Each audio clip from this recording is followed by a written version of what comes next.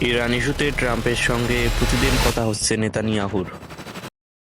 ইরানের সঙ্গে চলমান সংঘাত নিয়ে যুক্তরাষ্ট্রের প্রেসিডেন্ট ডোনাল্ড ট্রাম্পের সাথে টেলিফোনে কথা বলছেন ইসরায়েলের প্রধানমন্ত্রী বেনিয়ামিন নেতানিয়াহু। মঙ্গলবার রাতে কথা বলেন এই দুই নেতা। টাইমস অফ ইন্ডিয়া এক প্রতিবেদনে জানায়, ইসরায়েলের স্থানীয় সময় ১টার দিকে নেতানিয়াহু ট্রাম্পের সঙ্গে তার ফোনালাপ শেষ করেন। নেতানিয়াহু জানান, শুক্রবার ইরানের ইসরায়েলের হামলার শুরুর পর থেকে তিনি প্রায় প্রতিদিনই ট্রাম্পের সাথে কথা বলেন। তবে টেলিফোন আলাপের বিষয়ে বিস্তারিত কিছু জানা যায়নি।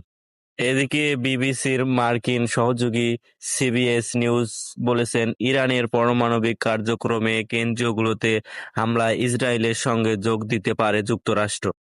গত ৩ দিনে যুক্তরাষ্ট্র থেকে অন্তত ৩০টি মিলিমিটার বিমান যুক্তরাষ্ট্র থেকে স্পেন ও ইংল্যান্ডের বিভিন্ন ঘাঁটিতে নিয়ে যাওয়া হয়েছে।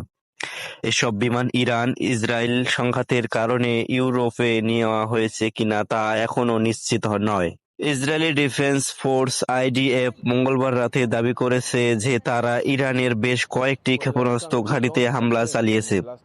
ইরানের নিঃশর্ত আত্মসমর্পণ চান ট্রাম্প, যদিও তিনি বলেছেন ইরানের সর্বোচ্চ ধর্মীয় নেতা আয়াতুল্লাহ আলী খামেনি এখনকার মতো নিরাপদ, অর্থাৎ তাকে এখনই হত্যা করার পরিকল্পনার সায় নেই যুক্তরাষ্ট্র।